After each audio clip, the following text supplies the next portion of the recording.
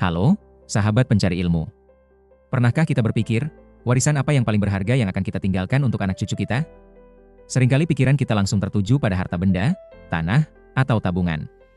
Padahal, ada kekayaan yang jauh lebih penting dan menentukan masa depan sebuah generasi, yaitu kekayaan non-material. Kekayaan ini berbentuk nilai-nilai luhur, etika dalam bermuamalah, dan kearifan dalam menyikapi kehidupan. Warisan semacam ini tidak akan pernah habis, justru akan semakin berkembang ketika dipraktikkan.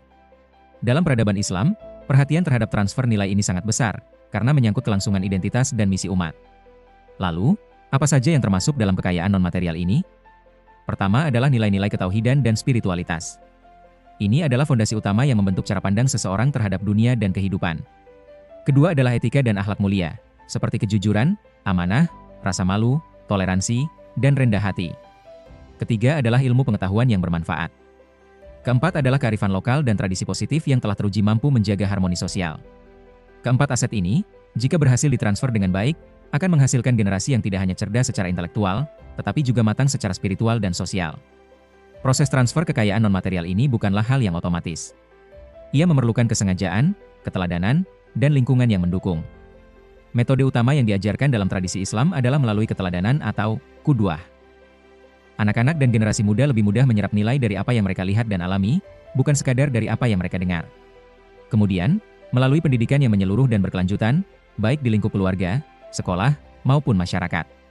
Selain itu, budaya bertutur kisah atau bercerita juga menjadi sarana efektif untuk menanamkan nilai dan kearifan, sebagaimana banyak ditemukan dalam Al-Quran. Tantangan di era digital ini justru semakin besar. Arus informasi yang deras seringkali membanjiri generasi muda dengan nilai-nilai yang bertentangan dengan kearifan lokal dan etika agama. Disinilah peran keluarga dan komunitas menjadi krusial sebagai filter dan penyampai nilai yang pertama. Kita harus aktif menciptakan ruang dialog, bukan sekedar menggurui. Mengajak generasi muda untuk mengenali dan mencintai warisan budayanya sendiri, sambil tetap mampu menyaring hal-hal baru yang positif. Transfer nilai yang kaku dan satu arah cenderung tidak efektif, diperlukan pendekatan yang hangat dan persuasif. Pada akhirnya, membangun peradaban yang kuat dimulai dari memperkuat karakter individu. Warisan materi bisa habis dalam sekejap, tetapi warisan nilai, etika, dan kearifan akan menjadi tameng dan pedoman dalam menjalani kehidupan. Mari kita evaluasi kembali, aset non-material apa yang sudah kita terima dari orang tua dan guru kita? Dan nilai apa yang sedang kita persiapkan untuk ditransfer kepada generasi setelah kita? Tugas kita adalah menjadi jembatan yang menghubungkan kearifan masa lalu dengan tantangan masa depan, sehingga identitas dan martabat kita sebagai bangsa dan umat tetap terjaga.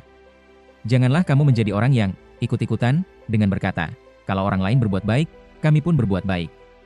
Dan jika mereka berbuat zalim, kami pun akan berbuat zalim. Tetapi teguhkanlah dirimu pada prinsip. Jika orang lain berbuat baik, berbuat baiklah kamu. Dan jika mereka berbuat jahat, janganlah kamu berbuat jahat. At-Tirmidzi, dari riwayat Hudzaifah ibn al-Yaman.